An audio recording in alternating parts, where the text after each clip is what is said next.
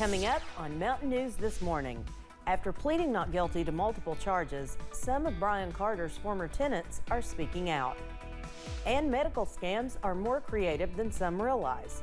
Stay with us as we go over a new way people are losing out on medication. Dedicated to Eastern and Southern Kentucky, this is WYMT Mountain News This Morning. Good morning, I'm Chas Gayhart. It is 5:31 on Tuesday, September 26th. We're going to go over to Brandon. We know it's very foggy and it's very cool, so what to expect the rest of today? So, I mean, what's different from any other day, Yeah, it seems like here that's lately. true. It has been a little bit foggy and a little bit cool last, I would say, several mornings, at least at times. But again, the big change is going to be here tomorrow. Some much needed rainfall. So let's take a look at this morning.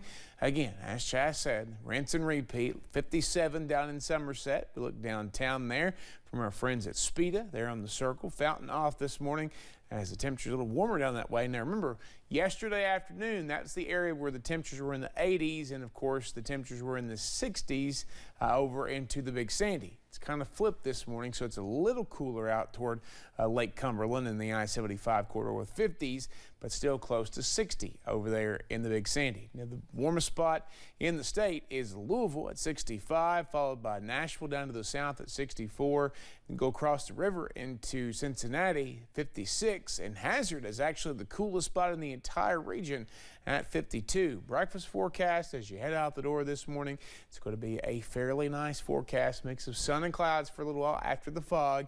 I do believe the sun tries to creep out from more behind the sun or from the clouds at times, and then those rain chances will start to move in as early as tonight. Chas? Thank you, Brandon. Well, we have a traffic alert to pass along for those who travel on US 460 in Magoffin County. Starting on October 9th, road work will begin in association with the Ivy Point Hill roadway. The road will be closed between mile points 10 and 10.6, or between Kentucky 30 and Lee Prater Street, Waterworks Street. This will affect the traffic between Salyersville and West Liberty. Road work is expected to be completed by October 22nd. In Pulaski County, Sheriff's Office is asking for help to identify 2 people involved in a theft case. Officials say the theft happened at a home off Highway 3264 in the northwestern part of the county. The victim's surveillance camera shows a white vehicle, possibly a Chevrolet Tahoe, with a driver and a passenger. The passenger loaded the box into the back seat of the SUV before driving away. If you recognize either person or have any information, you're asked to call the Sheriff's Office at 606-678-5145. An animal cruelty case is under investigation in Richmond. It's a disturbing case. Puppies were found dead inside a container. Officers are asking for the community's help. Julia Sandor spoke to Richmond police who are leading the investigation. Kelly Alley sees plenty of foot traffic on a daily basis, but the path stood quiet Monday afternoon. The cracks in the pavement revealing little about what took place on the neighborhood path. This is the first that I can remember where we've located a plastic container or bin with 6 puppies inside it. Chief Rodney Richardson says Richmond police were called to the area to look at a container. Inside the container, Chief Richardson says, is where they found 6 puppies, all of them dead. We as a society have to, be responsible for those sort of things. If we get a pet, we need to make sure that that's what we want to do. But we also need to take care of them, just like we do our children. It's the same thing. Chief Richardson says it's always sad to investigate animal cruelty cases, especially when these animals were dealt a bad hand in a situation that could have been prevented. There's plenty of social media stuff out there of groups that rehome pets. And you could check with those groups, check with Humane Society, check with vets' offices, check with our local animal shelter just to see if they know of any place that they could take the puppies, or there might be somebody looking for a dog. That was Julia Sandor reporting.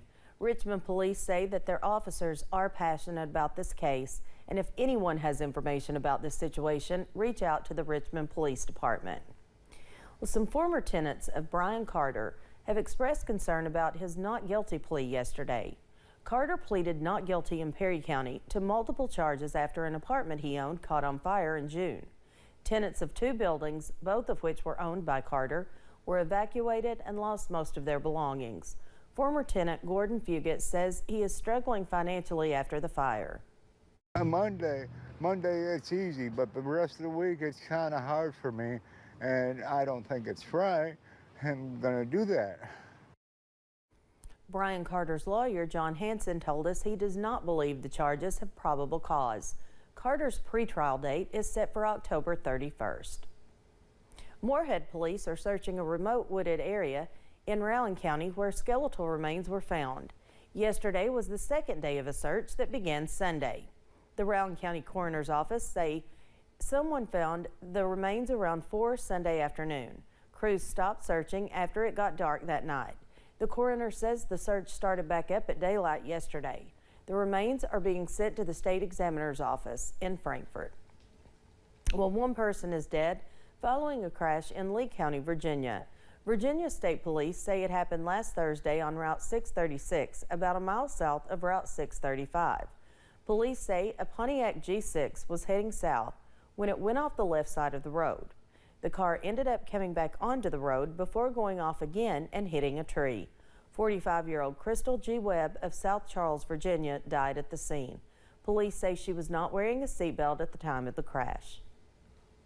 Medications like Ozempic and Wegovy are so popular they are considered to be in shortage. But be careful of where you turn to find them. One Kentucky woman who asked to remain anonymous says she was lured in by a seller on Facebook who promised her the drug at a lower cost. She ended up spending more than $1,000 and got nothing in return.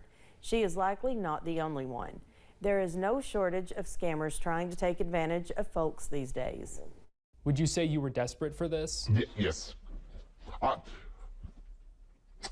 Not desperate death, but just desperate because I wanted to get the weight off. If you are considering an online pharmacy, the FDA recommends checking its BeSafe RX tool. It lists what to watch for. You can also look up legitimate state licensed online pharmacies. We have a link to that resource in this story on WYMT News app.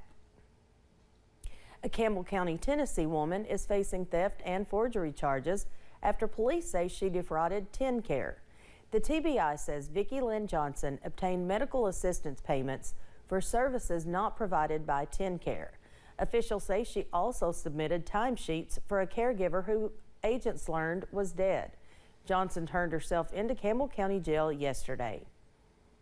The Pulaski County Sheriff's Office is warning about an increase in vehicle thefts.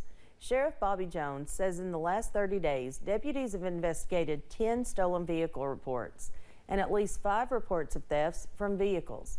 The Sheriff's Office says most of the cases involve cars that were left unlocked or with the keys still inside. Deputies are reminding drivers to never leave valuables in your car and keep the car locked. A former Kentucky governor made his final trip to the state capitol yesterday with his funeral services set for this morning. Brereton C. Jones died on September 18th at the age of 84. He was governor of Kentucky from 1991 to 1995. Yesterday, his family welcomed visitors to the Capitol as his body lies in state. WYMT's Phil Pendleton spoke to people remembering him.